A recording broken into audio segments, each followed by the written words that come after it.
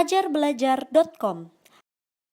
Belajar, berbagi, berkontribusi.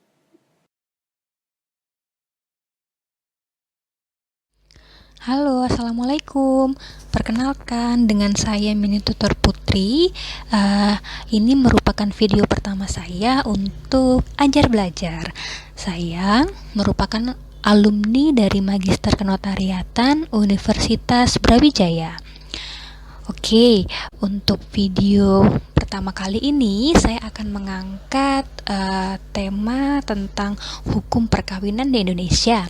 Sebagaimana kita ketahui bersama bahwa akhir-akhir ini perkawinan merupakan hal yang cukup hangat diperbincangkan di masyarakat, baik karena boomingnya sebuah drama Korea pun juga perbincangan-perbincangan yang terjadi di media sosial lainnya.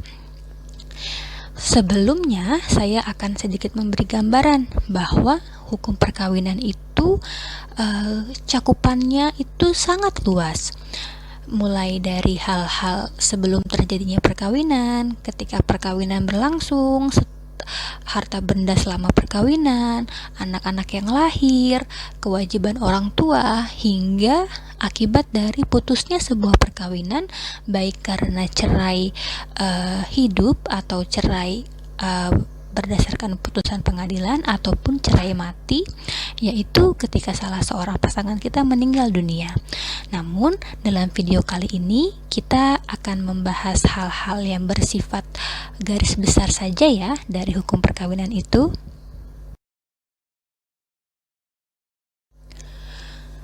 Perkawinan di Indonesia itu diatur dalam Undang-Undang Nomor 1 Tahun 1974 tentang perkawinan, yang mana baru-baru ini telah diubah menjadi Undang-Undang Nomor 16 Tahun 2019.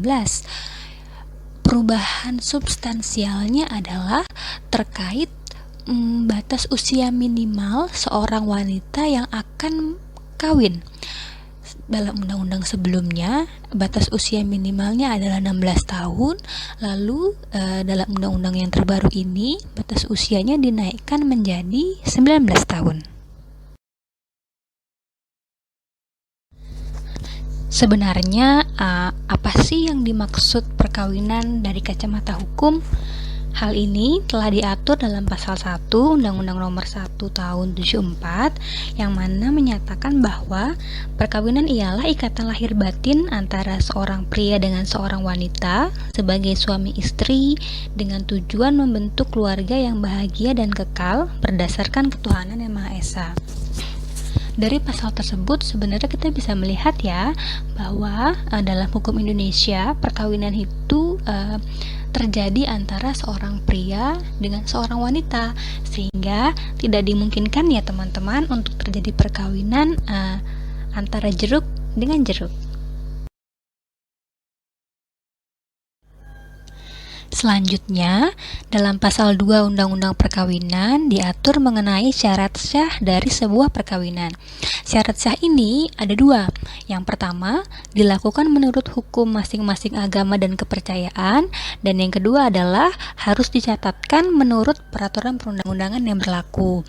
Nah, kedua syarat ini bersifat mutlak ya teman-teman. Jadi, untuk perkawinan itu dapat dianggap sah, yang pertama harus dilakukan berdasarkan tata cara atau kepercayaan kita masing-masing, dan yang kedua harus juga dicatatkan. Untuk yang beragama Islam, maka pencatatannya adalah di kantor urusan agama, sedangkan untuk yang beragama selain Islam, pencatatannya akan dilakukan pada kantor catatan sipil.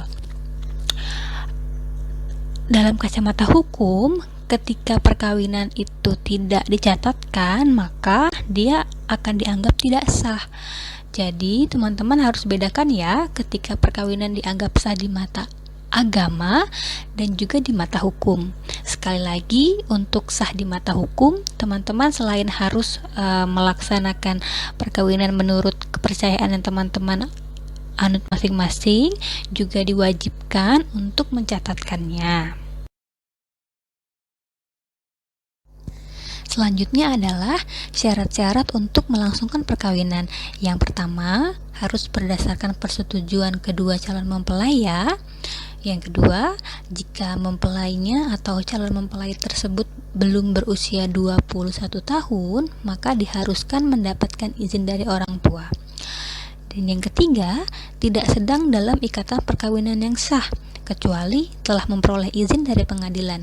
Karena sejatinya undang-undang perkawinan itu menganut azas monogami.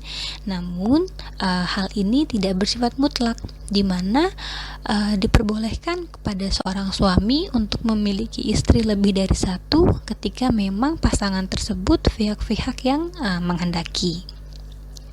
Selanjutnya, tidak sedang dalam masa tunggu bagi wanita yang putus perkawinan sebelumnya. Nah, ini diperhatikan ya, karena dalam undang-undang perkawinan kita mengenal adanya masa tunggu, atau mungkin dari segi hukum Islam disebutnya masa idah bagi perempuan yang meninggal oleh suaminya ataupun putus perceraiannya karena putusan pengadilan.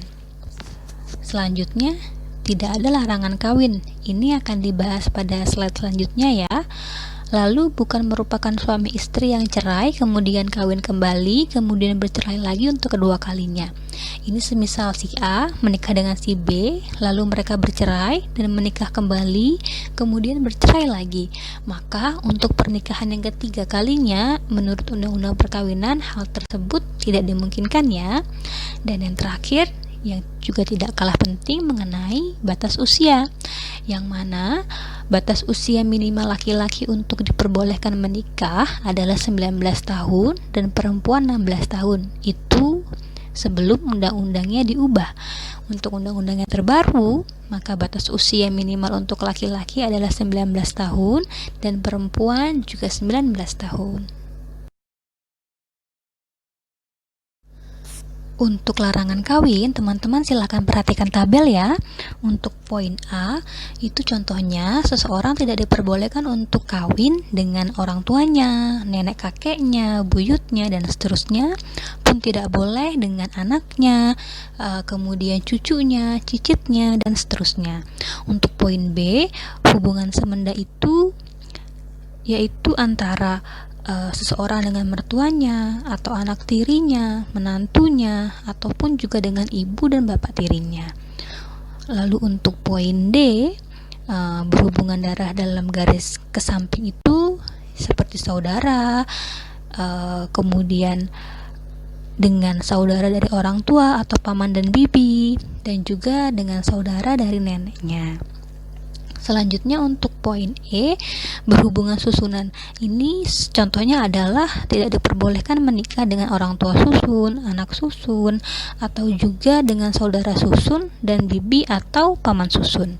Dan hal-hal lainnya yang dilarang untuk kawin oleh agama maupun peraturan lainnya.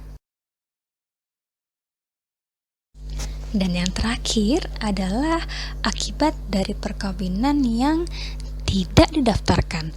Oke, untuk hal ini akan berdampak langsung kepada istri dan anak ya. Untuk istri, maka istri tersebut tidak akan dianggap sebagai istri yang sah di mata hukum, yang mana ia tidak akan berhak untuk menuntut nafkah kepada suaminya, dan juga ketika suaminya meninggal, maka di mata hukum ia tidak berhak atas warisannya. Hal yang demikian juga berlaku ketika sebuah perceraian terjadi. Di mata hukum, maka si istri ini tidak akan berhak atas harta gonogini.